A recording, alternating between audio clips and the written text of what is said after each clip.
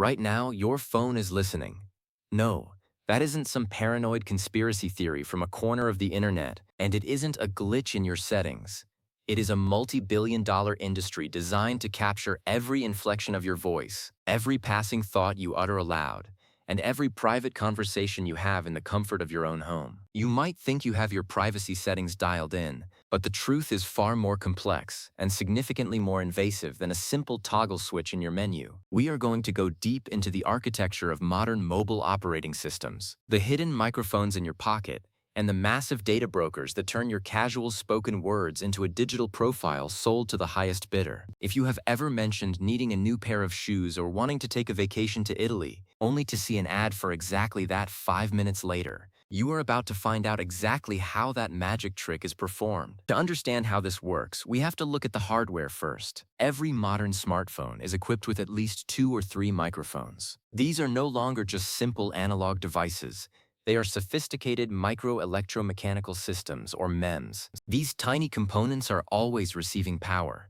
They have to be. For features like voice assistants to work, the microphone must be essentially open at all times, waiting for a specific frequency pattern that matches a wake word. This is called passive listening. While companies claim that the audio is only processed locally until the wake word is detected, the reality of the software layer suggests a much broader net is being cast. Software developers have access to something called an API, or Application Programming Interface. When you download a casual game or a flashlight app, many of them request microphone access. You might wonder why a puzzle game needs to hear you, but most people just click allow so they can get to the gameplay. Once that permission is granted, the app can technically trigger the microphone in the background. But it is not just about recording raw audio files and uploading them to a server. That would take up too much bandwidth and be easy to spot on your data bill. Instead, these apps use something far more clever: acoustic fingerprinting. Imagine a technology that doesn't record the words themselves but translates the sounds into a mathematical code. This code represents specific keywords, brands, or emotional states. This compressed data packet is tiny, nearly invisible to your data monitor, and it gets sent off to servers where machine learning algorithms reconstruct your life. These algorithms don't care about your secrets. They care about your intent to purchase. They are looking for high-value triggers. If you say the word coffee, that is worth a fraction of a cent. If you say the word insurance or mortgage, your profile value spikes instantly. The most concerning part of this ecosystem is a concept known as ultrasonic cross-device tracking. This is a level of engineering that most people don't even know exists. Many websites and even television commercials emit high-frequency tones that are completely silent to the human ear. However, your smartphone's microphone can pick them up perfectly. By emitting these silent beacons, companies can link your laptop, your television, and your phone together into one single consumer profile. They know exactly what you are watching, how long you stay on a web page, and if you are standing in front of a specific product at a retail store. The microphone isn't just listening to you, it's listening to other machines talking about you. Let's talk about the legal loopholes. You probably didn't read the 50-page Terms of Service agreement when you last updated your phone. Tucked away in that dense legalese are clauses that grant these companies the right to use ambient data to improve user experience. This is a vague catch-all term that essentially means they can monitor the environment around the device to provide contextual services. In the world of big tech, your voice is considered ambient data. It is a byproduct of your existence that they have figured out how to monetize. You might think you are safe because you use an encrypted messaging app or a supposedly secure operation system. But the vulnerability often lies at the hardware driver level. The firmware that controls the hardware components of your phone is often closed source. This means we can't see exactly what the code is doing. Even if your operating system tells you the microphone is off, the firmware could still be keeping the hardware active. There have been numerous demonstrations at cybersecurity conferences showing how malicious actors, or even aggressive marketing firms, can bypass the visual indicators like the little green or orange dots on your screen that are supposed to tell you when the mic is active. The data economy is built on a foundation of predicted behavior. If a company can predict what you want before you even know you want it, they have a massive advantage. Your voice is the most direct line to your subconscious. We speak our desires out loud far more often than we type them into a search bar. When you are talking to a friend about how tired you are of your old car, you are creating a high-intent data point. That data point is harvested, categorized, and auctioned off in real time. This is called programmatic advertising. In the milliseconds it takes for a web page to load, an auction has occurred where dozens of companies bid on the right to show you an ad based on the conversation you just had in your kitchen. Now let's look at the entities behind this. It isn't just the famous names you see on the news. There is a whole shadow industry of data aggregators.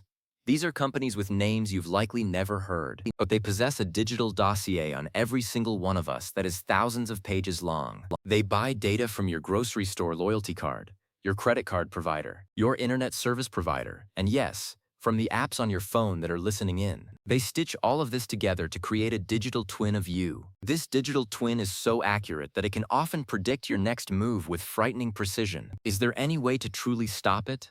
Uninstalling apps is a start, but it isn't a cure.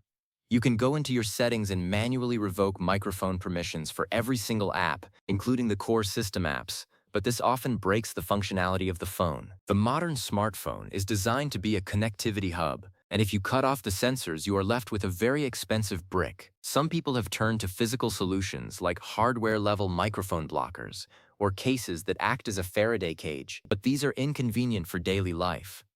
The real shift needs to happen at the legislative level, but technology moves much faster than the law. By the time a regulation is passed to protect voice privacy, the industry has already moved on to the next frontier, like biometric gait analysis or eye tracking through the front-facing camera. The battle for your privacy is happening in the background of your life every single second of the day. We have to ask ourselves what the cost of convenience really is. We love being able to say a command and have the lights turn off or a song start playing. We love the feeling of a device that seems to understand us, but that understanding is built on a total lack of boundaries. The device knows when you are happy, when you are stressed, and when you are vulnerable. It knows when you are alone and when you are with others. It hears the background noise of your life, from the sound of your kids playing to the hum of your refrigerator. All of this is metadata, and in the current economy, metadata is more valuable than gold. Every word you say is a piece of a puzzle. Alone, a single word might not mean much. But when millions of words are analyzed across millions of users, patterns emerge. These patterns allow corporations to manipulate public opinion, influence buying habits, and even nudge political leanings. We are living in an era where our own voices are being used as tools for our own manipulation. Think about the microphones in your house that you purposefully installed. Smart speakers are the most obvious example. These devices are essentially sophisticated listening posts that we pay for and voluntarily place in our most private spaces. While the manufacturers insist they only record after the wake word, researchers have found thousands of instances of accidental triggering. These recordings are often sent to third-party contractors for quality control, meaning a human being in a different country could be listening to a recording of your private life to help train an algorithm. The technology is getting even more invasive with the rise of AI. Modern artificial intelligence can now perform what is called pherasentiment analysis on your voice. It isn't just about the words, it's about how you say them. The AI can detect the tremor of anxiety, the fast pace of excitement, or the slow drawl of boredom. This emotional data is incredibly valuable to advertisers. If an ad for a luxury item is served to you when the AI detects you are feeling impulsive or emotional, the conversion rate skyrockets. We are also seeing the integration of this technology into the workplace. Some companies are looking into using ambient listening to monitor employee productivity and culture fit. Imagine your performance review being influenced by the tone of voice you used at the water cooler, captured by a work-provided smartphone or a smart badge. The boundary between our professional lives, our public lives, and our private conversations is being erased by the very devices we use to navigate the world. To the cynics who say they have nothing to hide, the issue isn't about hiding secrets. It's about the right to exist without being constantly measured, scrutinized, and sold. It's about the shift in power that happens when a few massive entities know everything about everyone, while the individuals know almost nothing about how they are being watched. The transparency is one way. They see us through a glass that is perfectly clear on their side but a mirror on ours. The sophistication of the trackers is truly breathtaking from a technical perspective. They use techniques like battery level tracking. Did you know that the rate at which your battery drains can be used to identify your device across different websites? Combine that with the unique acoustic signature of your specific phone's hardware, and you have a digital fingerprint that is nearly impossible to scrub. Even if you factory reset your phone, the hardware remains the same, and the tracking often resumes as soon as you sign back into a single account. Let's discuss the concept of the shadow profile. Even if you have never used a specific social media platform, that platform likely has a profile on you. They know your voice because you have been in the background of your friends' recordings. They know your interests because your contact information is in the databases of people who do use the service. Our digital existence is no longer just about our own choices. It's about the choices of everyone we interact with. When your friend's phone is listening to a conversation you are having together, your data is being harvested just as much as theirs is. There is also the matter of frequency. Most of us check our phones dozens or even hundreds of times a day. Each interaction is a data point. When the phone is sitting on the table, it's still working. It's scanning for Bluetooth beacons from nearby shops. It's looking for known Wi-Fi networks to triangulate your location more accurately than GPS can. And it's keeping that microphone ready. This constant state of readiness is what makes the modern smartphone the greatest surveillance tool ever invented. It's not something that was forced upon us. It's something we adopted because it made our lives easier. The monetization of your voice is part of a larger trend called surveillance capitalism. In this system, human experience is viewed as free raw material for translation into behavioral data. Some of this data is used to improve products, but the rest is declared as a proprietary behavioral surplus and fed into advanced manufacturing processes known as machine intelligence. These generate predictions about what you will do now, soon, and later.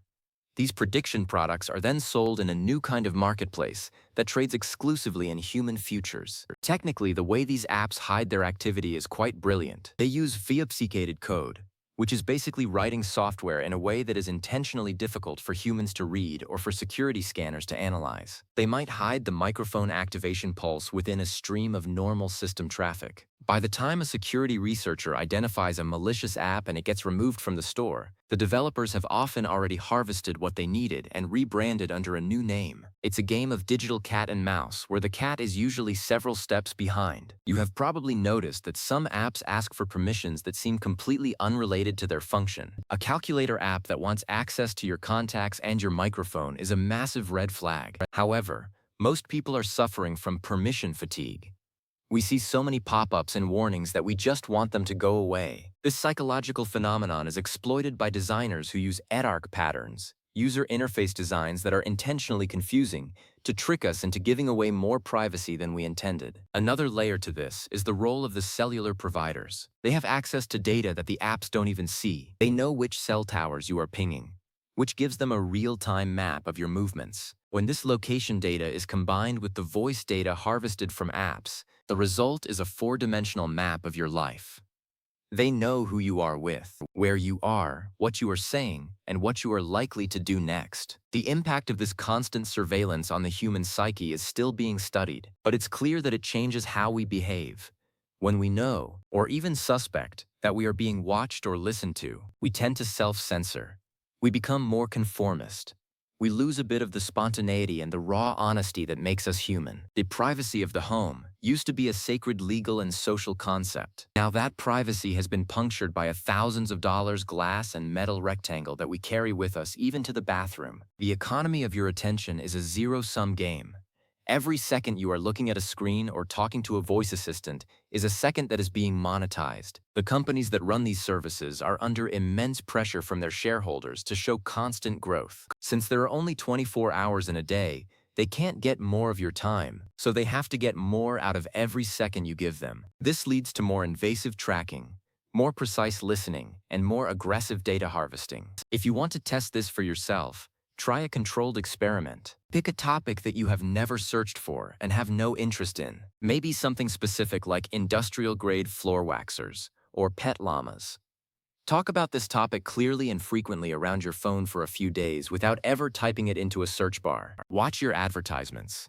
It might not happen instantly, as the systems are designed to be subtle to avoid detection, but often within a week, you will see the digital world around you start to reflect that specific conversation. This is the echo effect, and it is the most visible sign of the invisible ear. The most sophisticated version of this doesn't even need the microphone to be anon in the traditional sense. Scientists have discovered that the gyroscopes and accelerometers in your phone, the sensors that detect how you are holding the device, are sensitive enough to pick up the vibrations of your voice from the air. While this is currently much harder to do than just using the microphone, it shows that as one door for privacy closes, the industry finds another way in. The sensors designed to make our screens rotate are technically capable of acting as low-quality microphones. We are entering a future where privacy might become a luxury good. There are already services and devices marketed as being privacy first, but they often come with a high price tag or require a level of technical knowledge that the average person doesn't have. This creates a digital divide where the wealthy can afford to be private, while everyone else is forced to trade their personal data for access to basic social and economic tools. The infrastructure of the internet is being rebuilt around this data extraction. It's no longer just about websites and servers.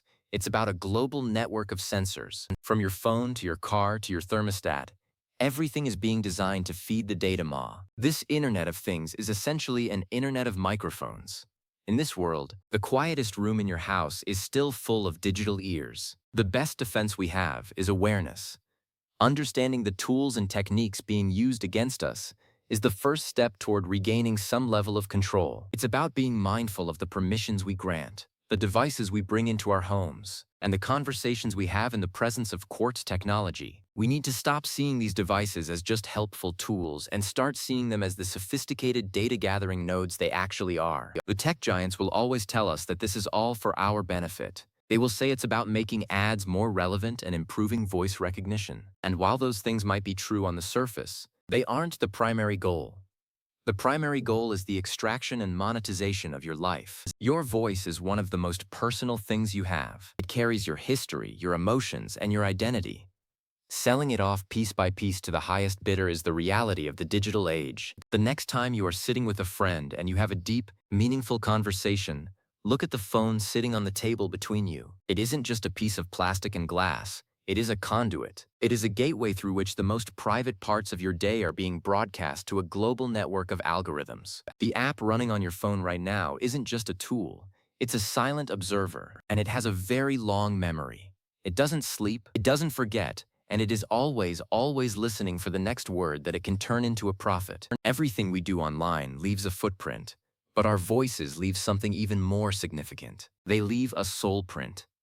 They allow companies to map the very core of our being. As we continue to integrate these devices even more deeply into our lives, with wearable tech and augmented reality glasses, the surveillance will only become more intimate. We are moving toward a world where our thoughts might be the only private space we have left, and even that is being challenged by neural interface research. The question isn't just who is listening, but what they will do with what they hear.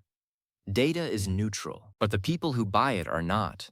They have agendas, whether it's selling you a product, influencing your vote, or determining your creditworthiness. In the world of total surveillance, there is no such thing as a private conversation. There are only conversations that haven't been processed yet. Let this be a reminder to take a moment and look at your phone. Go into your settings, look at the list of apps that have access to your microphone, and ask yourself why. If a weather app or a photo editor needs to hear you, there is a reason, and it isn't to tell you if it's raining or to fix your lighting. It's because your voice is the most valuable product they can find. Stay informed, stay vigilant, and remember that in the digital age, silence is the only thing that isn't for sale. But even that is getting harder to find. The reality of the app in your pocket is that it is the ultimate double-edged sword. It connects you to the world, but it also invites the world into your most private moments. As we navigate this landscape, the power lies in knowing exactly how the trick is done. Knowledge is the only way to protect yourself in a world where every word has a price tag. Keep your eyes open, your software updated, and maybe, just once in a while, leave the phone in the other room when you have something important to say. The digital world can wait, but your privacy, once lost, is incredibly difficult to reclaim. We are the architects of our own digital destiny, and the choices we make today about our data will define the freedom of generations to come. Stay curious, and never stop questioning the technology that has become such an inseparable part of our lives. Your voice is yours. Let's keep it that way.